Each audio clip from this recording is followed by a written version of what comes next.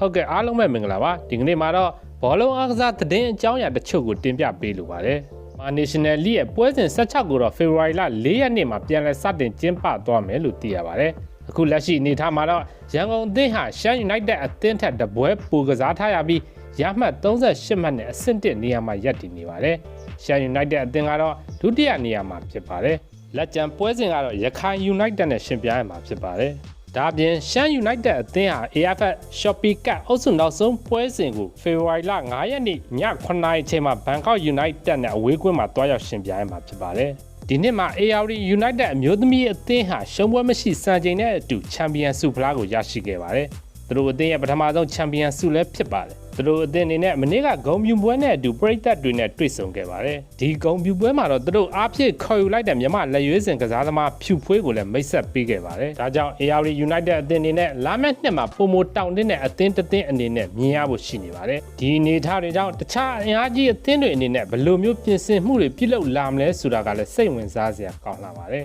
အားလုံးကိုအထူးပဲကျေးဇူးတင်ရှိပါတယ်ခင်ဗျာ